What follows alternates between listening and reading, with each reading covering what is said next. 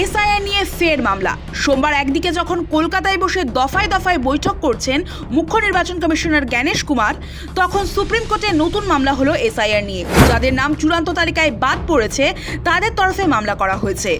তাদের পক্ষে আইনজীবী হিসেবে আবেদন করেছেন মেনকা গুরুস্বামী। দ্রুত শুনানির আর্জি জানিয়েছেন তিনি। সোমবার প্রধান বিচারপতি সূর্যকান্তের বেঞ্চে আবেদন করেন আইনজীবী। বিচার বিভাগীয় আধিকারিকদের সিদ্ধান্তের বিরুদ্ধে আবেদন করা যায় না বলে উল্লেখ করেন প্রধান বিচারপতি। অন্যদিকে আইনজীবী মেনকা গুরুস্বামী প্রধান বিচারপতির বেঞ্চে ব্যাখ্যা করেন যে আবেদনকারীদের নাম ভোটার তালিকা থেকে বাদ পড়েছে এবং তাদের নথিও নেওয়া হচ্ছে না। নথি থাকা সত্ত্বেও নাম বাদ দেওয়ার অভিযোগ তুলে এই মামলাকে মূল মামলার সঙ্গে সংযুক্ত করার আর্জি আইনজীবী মেনকা গুরুস্বামীর। গত 28 ফেব্রুয়ারি বাংলায় এসআইআর-এর চূড়ান্ত ভোটার তালিকা প্রকাশ করেছে নির্বাচন কমিশন।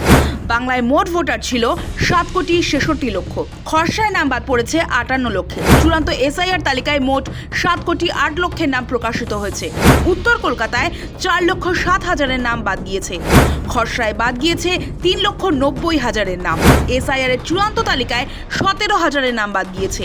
দক্ষিণ কলকাতায় চূড়ান্ত তালিকায় বাদ গিয়েছে 3,207 জনের নাম। এর আগে খসড়া তালিকায় 2,16,000 জনের নাম বাদ গিয়েছিল। ভবানীপুরে খসড়ায় বাদ গিয়েছিল 44,787 জনের নাম। নতুন করে বাদ গিয়েছে 2,324 জন। চূড়ান্ত তালিকায় মোট প্রায় 47,000 ভোটারের নাম বাদ গিয়েছে। 14,154 ভোটারের নাম অমীমাংসিত। বাঁকুড়ায় বাদ 1,35,000 নাম। নদিয়ায় 2,70,000 নাম বাদ।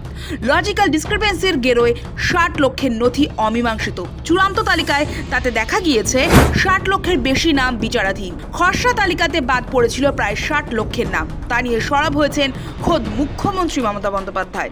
প্রতিবাদে ধর্মতলায় ধর্নায় বসেছেন তিনি। এই পরিস্থিতিতে সুপ্রিম কোর্টে বৈধ ভোটারদের নাম বাদ দেওয়া হয়েছে বলেই অভিযোগ তুললেন আইনজীবী তথা তৃণমূলের রাজ্যসভার প্রার্থী মেনকা গুরুস্বামী।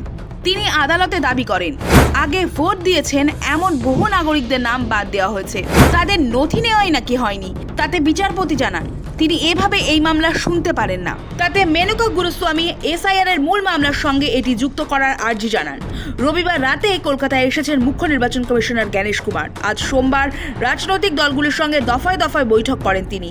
বাম, বিজেপি, কংগ্রেস ও তৃণমূলের সঙ্গে ইতিমধ্যেই বৈঠক হয়েছে। বেশ কয়েক দফা দাবি জানানো হয়েছে দলগুলির তরফে।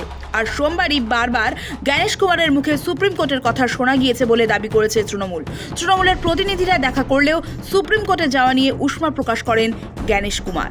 ব্যুরো রিপোর্ট, সময় কলকাতা।